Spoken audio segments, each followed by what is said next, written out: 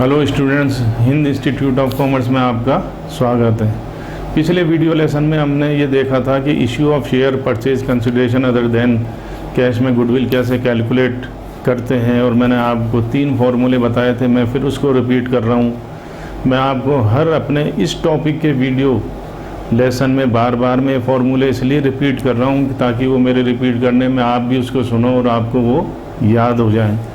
मैंने ये बताया था कि परचेज कंसिडरेशन कैसे निकालते हैं।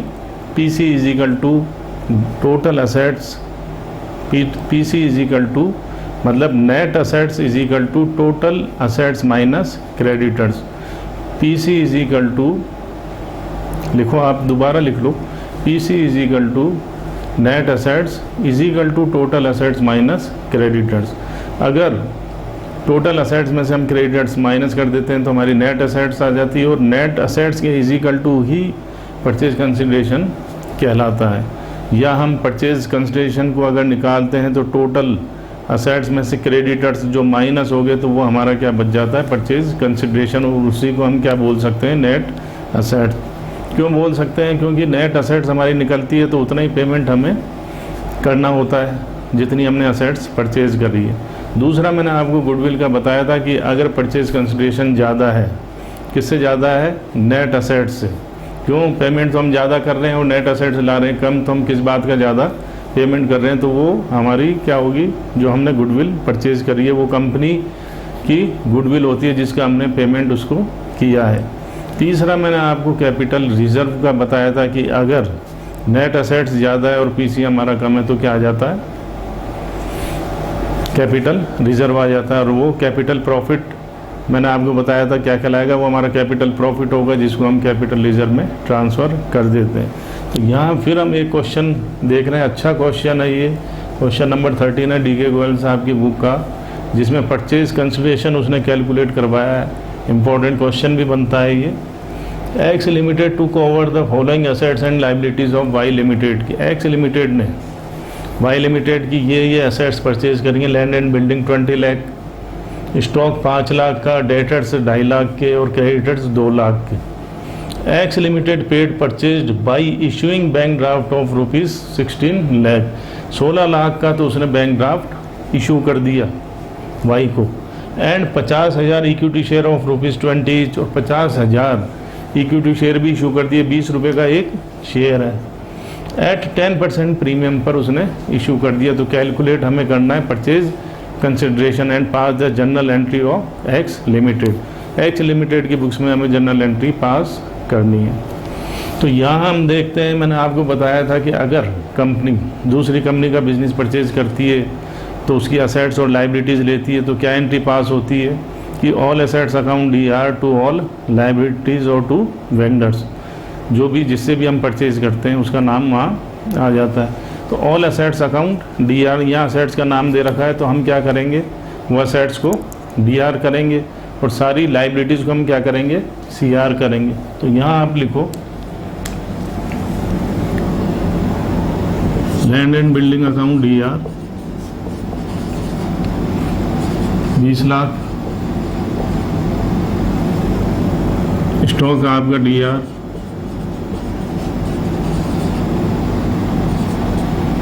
5 लाख, डेटर्स आपके DR 2.5 लाख, टू क्रेडिटर्स कितना, 2 लाख। तो ये चीज़ हमारी ये हो गई। असेट्स हमने लिख दी, लाइबिलिटीज़ हमने लिख दी, परचेज कंसिडरेशन हमें कैलकुलेट करना है। तो यहाँ हम परचेज कंसिडरेशन कैसे कैलकुलेट करेंगे कि उसने बैंक ड्राफ्ट क्या दे दिया, बैंक ड्राफ्ट तो दे दिया 16 लाख का। तो ये तो क्वेश्चन ही बता रहा है कि issuing bank draft of 16 lakh, 16 lakh का उसने बैंक ड्राफ्ट दे दिया, और 50,000 के उसने शेयर दे दिए। 20 रुपये का एक शेयर था, तो आप यहाँ लिख लो शेयर कैपिटल कितना हुआ, 20,000 इंटू कितने शेयर दे दिए, 50,000 शेयर दे दिए, 50,000 इंटू 20 तो ये 10 लाख ये हो गया, और 50,000 शेयर दिया तो ये कितना हुआ, ये देखो आप 20 का है, 10% हमने इसका प्रीमियम निकाला तो कितना आ गया 2 रुपये। तो यहाँ 50,000 इंटू 2 ये प्रीमियम का हो गया। तो ये SPR लिख लो आप, कितना हुआ 1 लाख। तो ये आपका 27 लाख परचेज कंसिडरेशन हो गया। 16 लाख अपन ने उसको दे दिए बैंक ड्राफ्ट के थ्रू, 50,000 इंटू 20 कर दिया, शेयर कैपिटल आ गई 10 लाख की, 2 रुपये हमें प्रीमियम मिला तो 50,000 इंटू 2 प्रीमियम के लिख दिया तो हमें कितना हो गया 1 लाख। तो इस तरीके से 27 लाख परचेज कंसिडरेशन आ गया निकल कर के। तो यहाँ हम लिख देंगे 2, वाई को कितना देना है 27 लाख, वाई लिमिटेड को कितना पेमेंट करना है 27 लाख का। अब यहाँ पर जो परचेज कंसिडरेशन हम निकालते हैं कि टोटल असेट्स में से मान लो हमने माइनस क्या कर दिया, लायबिलिटी कर दी, क्रेडिटर्स माइनस कर दिए, तो हमारी क्या आ जाएगी नेट असेट्स आ जाएगी। और नेट असेट्स के इक्वली परचेज कंसिडरेशन होता है। तो हम वहाँ उस तरीके से कैलकुलेट नहीं कर रहे, क्योंकि क्वेश्चन में खुद ने ही दे दिया कि आपको परचेज कंसिडरेशन निकालना है, तो वही हमें परचेज कंसिडरेशन लेना होगा। तो 16 लाख तो उसने वैसे दे दिया, 50,000 इंटू 20 10 लाख का पेमेंट ये हो गया, और ये 1 लाख आपके प्रीमियम के ये हो गए। तो इस तरीके से 27 लाख परचेज कंसिडरेशन हो गया। अब इसको पेमेंट करना है तो क्या एंट्री पास करेंगे, Y limited account DR to bank. देखो वाई लिमिटेड को तो कितना करना है 27 लाख, ये तो आप लिख लो 27 लाख टू बैंक कितना दिया हमने 16 लाख, टू शेयर कैपिटल कितना 10 lakh, to security premium reserve कितना 1 लाख। कहने का मतलब क्या हो गया, ये आपका 27 लाख हो गया। वाई लिमिटेड अकाउंट दिया 27 लाख, टू बैंक 16 लाख हमने इसका कर दिया, और टू शेयर कैपिटल कितने के इशू कर दिए 10 लाख के, और to SPR security premium reserve कितना 1 लाख। तो ये आपका 27 लाख हो गया।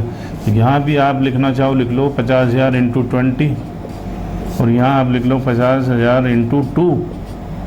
तो ये 20 और 2 22, तो 22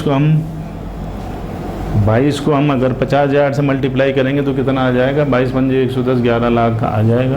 तो ये वैसे भी 11 लाख आ गया। तो इस तरीके से वाई का पेमेंट 27 लाख का हो गया। अब यहाँ पर ये तो मैंने पेमेंट की बता दी आपको एंट्री कि 27 लाख का पेमेंट कैसे किया, लेकिन अभी ये चीज़ मैंने इसलिए छोड़ दी आपके लिए कि अब आप यहाँ देखो CR साइड ज़्यादा है, इसकी CR साइड ज़्यादा है। तो 27 और 2 कितना हो गया 29, तो 29 लाख, और ये कितना हो गया 20 और 5 25, और ये 2.5, तो कितना हो गया 27.5 लाख। तो CR साइड ज़्यादा है और DR साइड कम है।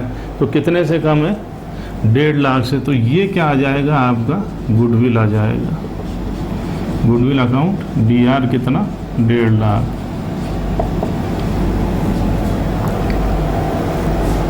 ये चीज़ क्लियर है।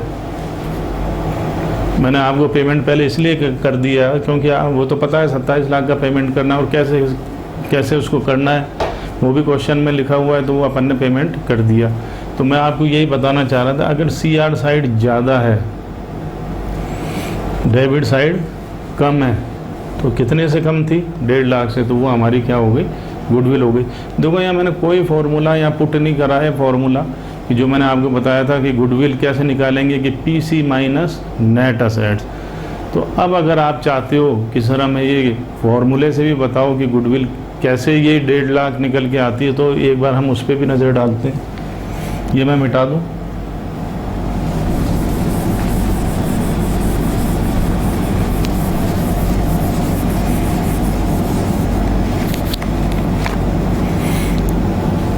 तो यहाँ देखो गुडविल का हमारा जो फॉर्मूला है वो क्या कहता है, PC minus net assets.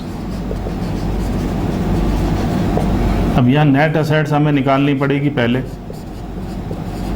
Net assets is equal to कैसे निकालेंगे, टोटल असेट्स, टीए लिख रहा हूँ मैं यहाँ, टोटल असेट्स में से अगर हमने क्रेडिटर माइनस कर दिया तो क्या आ जाएगी, नेट असेट्स। टोटल असेट्स हमारी कितनी है, 27,50,000, माइनस क्रेडिटर्स कितने हैं, 2 लाख के, तो हमारी 25,50,000 क्या आ गई, नेट असेट्स आ गई। 25,50,000 क्या आ गई, हमारी नेट असेट्स आ गई।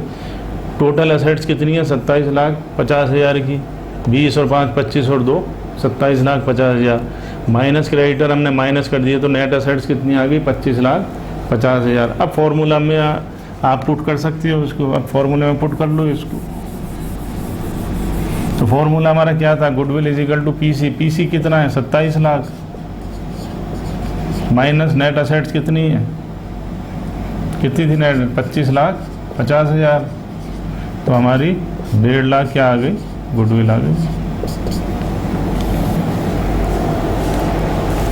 यहाँ अभी गुडविल आ गई, लेकिन ये एक लंबा प्रोसीजर हो गया। तो आप तो अगर आपको कंफ्यूज होता है कि मैं इससे कंफ्यूज हो जाऊँगा, तो हमको ये नहीं सोचना है, कंफ्यूज नहीं करना है हमको अपने आप को। हमें तो सिंपल सा जो हमारे समझ में आ रहा है उसी को देखना है। तो क्या देखा सिंपल सा कि सीआर अगर ज़्यादा है, डीआर कम है तो गुडविल, अगर डीआर ज़्यादा है और सीआर साइड उसकी कम है तो हमारा क्या आ जाएगा, कैपिटल रिजर्व। तो वो तो हमने पहले वैसे ही कर दिया था। अब इसको फॉर्मूले से, आपने कहा कि सर फॉर्मूले से भी बताओ, तो फॉर्मूले से ये देखा तो गुडविल 1.5 लाख रुपए आ गए। क्लियर है अभी ये टॉपिक।